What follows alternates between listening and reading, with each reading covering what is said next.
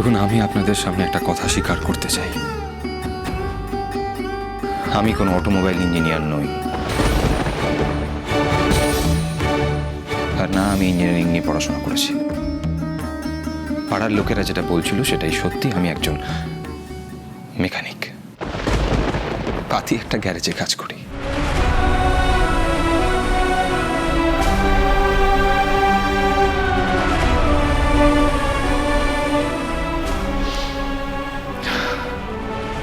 মা, যাই হয়ে যাক না কেন, এখন ও আমার বিয়ে করা বউ। আমি ওকে এই বাড়িতে বিয়ে করে নিয়ে এসেছি, তাই আমি এটা হতে দিতে পারি না।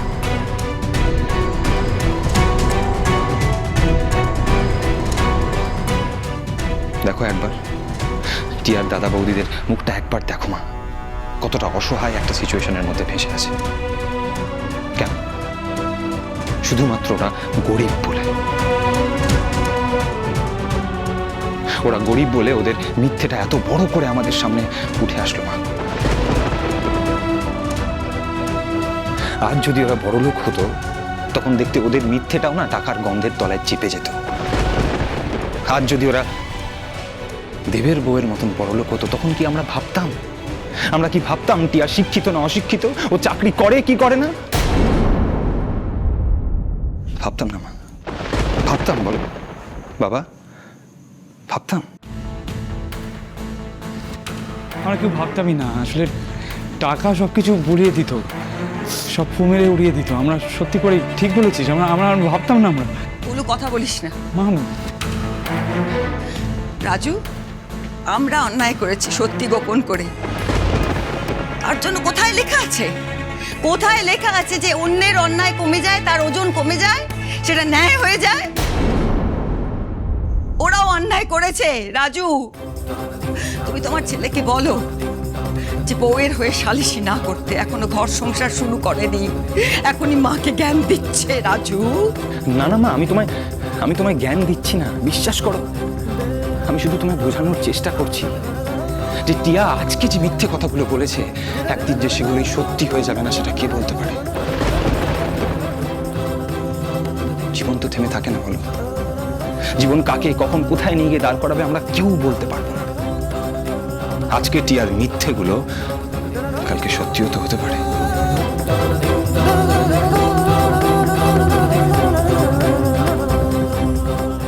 রাজু, আমাকে স্বপ্ন দেখাস না, আমাকে কেউ স্বপ্ন দেখাবে না। আমি আর কোনো স্বপ্ন দেখবো না, আমি কিচ্ছু আশা করবো না। আমার দিদি ভাই ঠিক বলেছে, কপালে নেই কি ঠকঠকালে হবে কি? আমি তো ছোট, ছোটর মতোই থাকবো।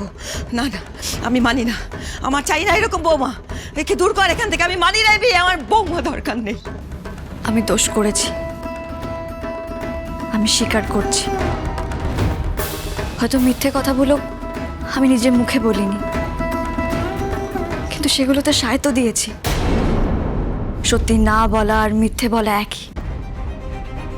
কিন্তু তুমি বিশ্বাস করো মা, আমি মিথ্যে বলে বিয়েটা করতে চাইনি।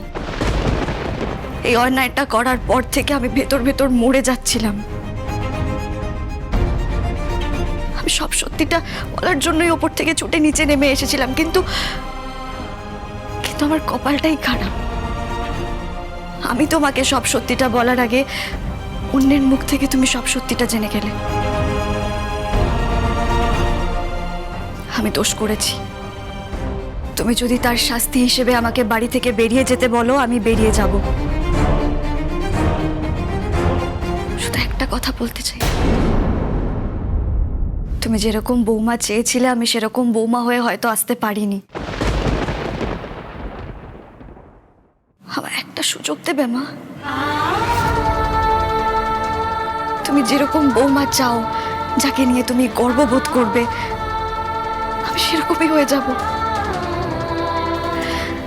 আমি জানি না কি করে করব, কি করলে আমি সফল হব, কিন্তু কিছু একটা আমি করবই। আর সেটা লোক দেখানোর জন্য নয়, নিজের পায়ে দাঁড়ানোর জন্য করব। আমি তোমায় কথা দিচ্ছি মা, তুমি যেরকম বৌমা চাও, যাকে নিয়ে তুমি গর্ববোধ করতে পারবে, আমি সেরকমই হয়ে যাব, কথা দিচ্ছি।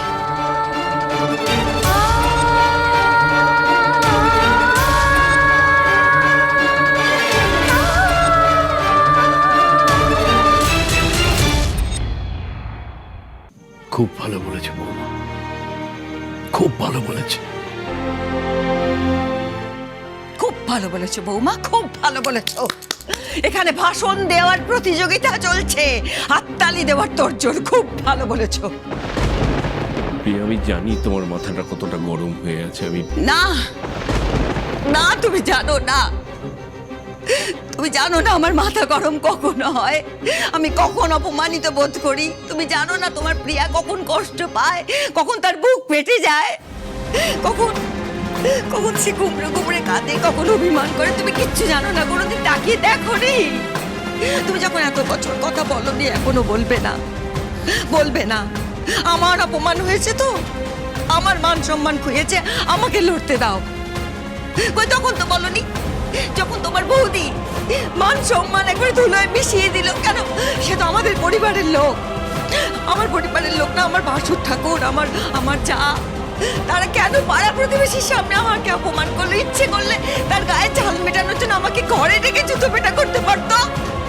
কেন লোকের সামনে ছোট করলো? কেন বাইরের লোকের মতন? তুমি তখন কথা বলনি, এখনো বলবে না। আমি বোকা, আমি না স্বপ্ন দেখছিলাম আমার বৌমা এসেছে, আমি ব্যান্ড পার্টি বাজিয়ে ধেই ধেই করে নাচতে নাচতে এসেছি, এখন লোকে টিটকিরি দিচ্ছে আমাকে। দেখো ওই বাড়ির শাশুড়ি, দেখো কি বোকা, কারোর কিচ্ছু এসে যায় না, কিন্তু এই মিথ্যের, এই অপমানের প্রতিশোধ আমি নেবই। আমার সারা জীবনের সম্মান, যেটুকু পুঁজি, না আছে টাকা করি, না আছে পয়সা, ছিল সম্মান, সেটুকু নষ্ট হয়েছে। তো এই শাস্তি তোমাকে পেতেই হবে, ও শাস্তি পাবে।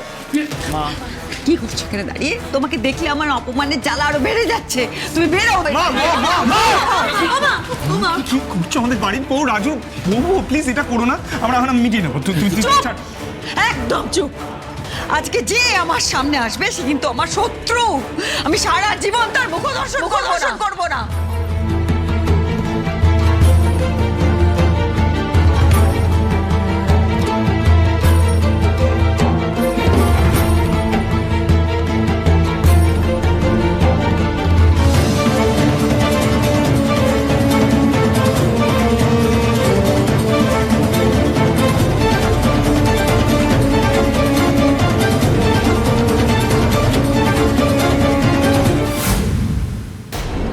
এভাবে কেউ ঘরের বুকে বের করে দেয়, এতে বিপদ হবে তো। ও মিথ্যেবাদী, ও মিথ্যেবাদী। শুনেছো তুমি? তুমি মিথ্যেবাদী, মিথ্যে কথা বলেছো। তুমি কি ভেবেছিলে মিথ্যের ঝুরঝুরে বালির উপর প্রাসাদ তৈরি করবে? তাকে না, সে প্রাসাদ তৈরি হয় না। মিথ্যে দিয়ে যার জীবন শুরু হয় না, সে জীবনে কিচ্ছু করতে পারে না, কিচ্ছু না। তুমি পারবে না কিছু করতে। আর যদি পারো, যদি তোমার সৎ প্রচেষ্টা থাকে, তুমি যদি চাও যে নিজের পায়ে দাঁড়াবে, মেয়ে হয়ে মাথা উঁচু করে দাঁড়াবে, যদি কোনোদিন চাকরি করতে পারো, কিছু করতে পারো, তবে আমি তোমায় নিয়ে আসবো, কিংবা তুমি আমার বাড়িতে তখন ঢুকবে। কিন্তু তার আগে যদি তুমি আমার বাড়িতে ঢোকার চেষ্টা করো, আমার চেয়ে খারাপ কিন্তু কেউ হবে না, কেউ না। অনেক স্বপ্ন দেখেছিলাম, অনেক গর্ব করেছিলাম তোমায় নিয়ে। ঢুকবে না তুমি, আমার চেয়ে খারাপ কেউ হবে না বলে দিলাম। কেউ হবে না আমার চেয়ে খারাপ, কেউ না।